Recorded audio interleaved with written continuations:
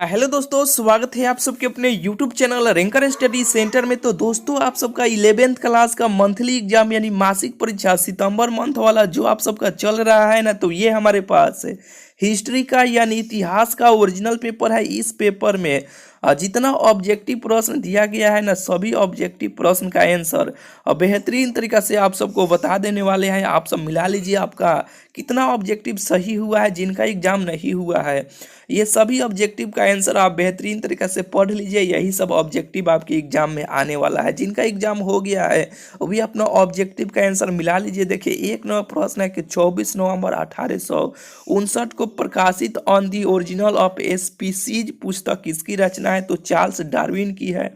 एक नंबर प्रश्न का आंसर ऑप्शन नंबर इसका ए हो जाएगा, नोट कर लीजिए। दो नंबर प्रश्न देखिए, दो नंबर प्रश्न है कि C14 विधि द्वारा किसकी आयु निर्धारित की जाती है? तो जीवाश्म हो जाएगा, ऑप्शन नंबर इसका ए हो जाएगा। दो नंबर प्रश्न का आंसर ऑप्शन ए हो जाएगा, जीवाश्म की आयु को निर्धारित किया जाता है। तीन नंबर प्रश्न देखिए, तीन नंबर प्रश्न है कि ग्रीक शब्द पिथिक्स का क्या अर्थ है?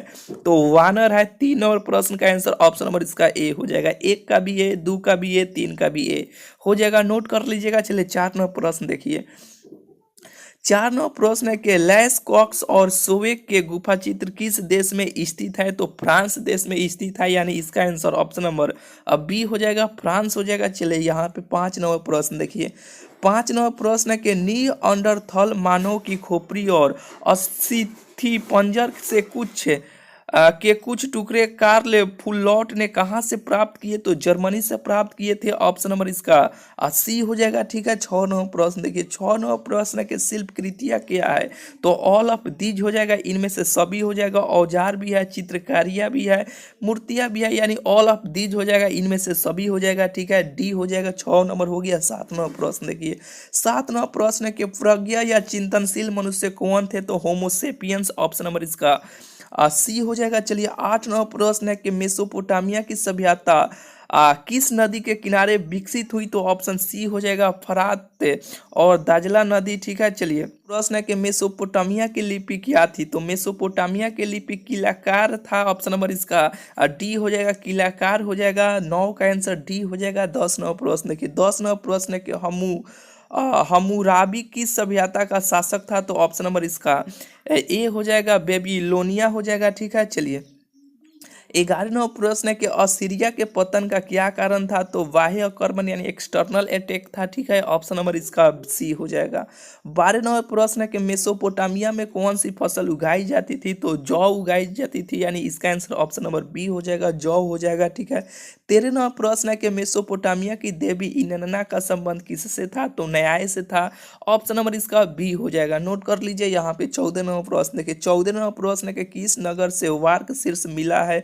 तो ऑप्शन नंबर इसका ए हो जाएगा, उरुक से मिला है। ठीक है, यानी ऑप्शन नंबर इसका ए हो जाएगा। 15वां प्रश्न के कुम्हार के चाक का आविष्कार कहाँ हुआ? तो ये ऑप्शन नंबर सी हो जाएगा, मेसोपोटामिया। ठीक है, चलिए, 16वां प्रश्न है कि झूलते बागों का निर्माण किस सभ्यता की देन है? तो ऑप्शन ए हो जाएगा, बेबीलोनिया हो जाएगा। ठीक है, चलिए, 17वां प्रश्न के असीरिया के शासक असुर बनीपाल की राजधानी कहाँ थी? तो ऑप्शन नंबर इसका ए हो जाएगा, निनवे हो जाएगा। ठीक है, चलिए, 17वां प्रश्न का आंसर ऑप्शन नंबर ए हो जाएगा। 18वां प्रश्न के चीन का सबसे प्राचीन राजवंश कौन था? तो संग वंश था। ठीक है, ऑप्शन सी हो जाएगा। 19वां प्रश्न देखिए, 19वां प्रश्न के रेशम का आविष्कार कहाँ हुआ था?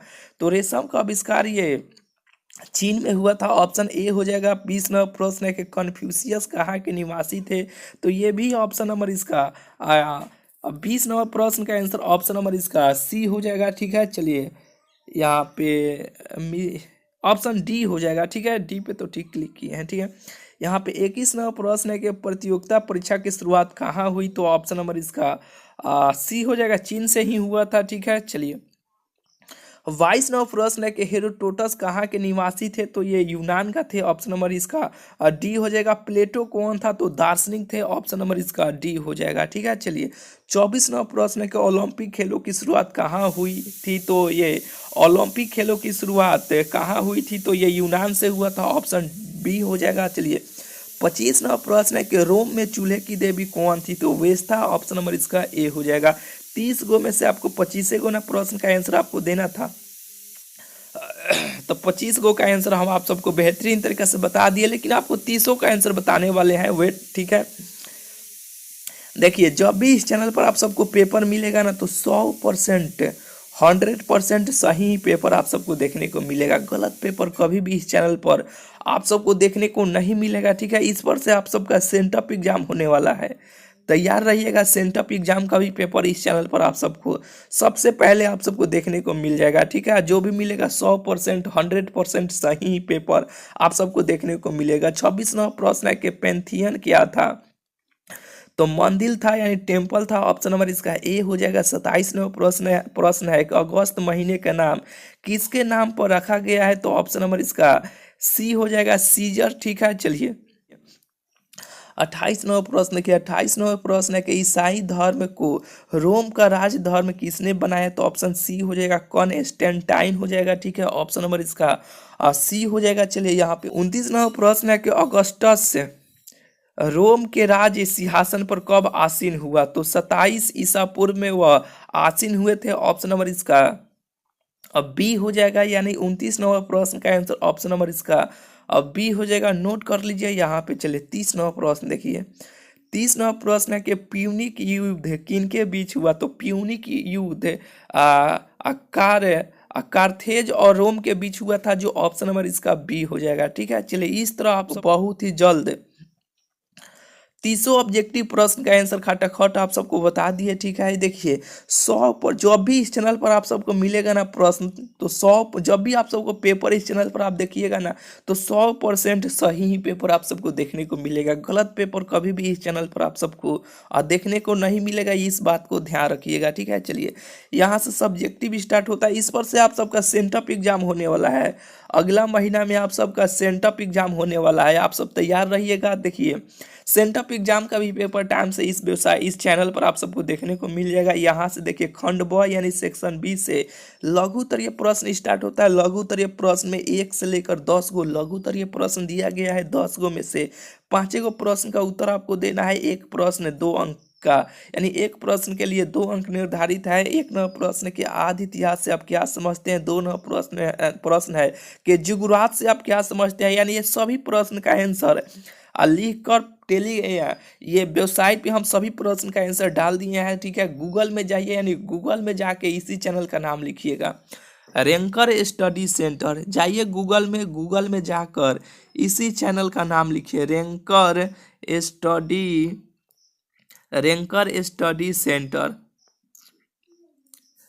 स्टडी सेंटर चल जाइएगा। जाने लिखने के बाद rankerstudycenter.com वो वेबसाइट आ जाएगा। उस साइट पे क्लिक कीजिएगा। क्लिक करने के बाद 11th वाला सेक्शन में चल जाइएगा।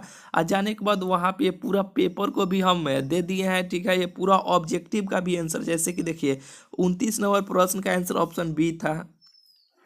30 नंबर प्रश्न का भी आंसर ऑप्शन नंबर बी था। तो इस प्रकार से करके हम पूरा 30 प्रश्न का आंसर वहाँ पे अपडेट कर दिए हैं। पूरा सब्जेक्टिव का भी आंसर दे दिए हैं, ठीक है। पूरा पीडीएफ को भी आप लोग वहाँ से जाकर आसानी से आप लोग डाउनलोड कर सकते हैं, ठीक है। चलिए मिलते हैं फिर आप सबसे अगले वीडियो में। और ये हमेशा ध्यान में रखिएगा, जब भी आप सबका कोई भी परीक्षा हो, rankerstudycenter.com वेबसाइट पे आप सबको जाके देखिएगा ना, तो ऑब्जेक्टिव सब्जेक्टिव हर चीज़ आप सबको देखने को मिल जाएगा, ठीक है। चलिए मिलता है फिर आप सबसे अगले वीडियो में।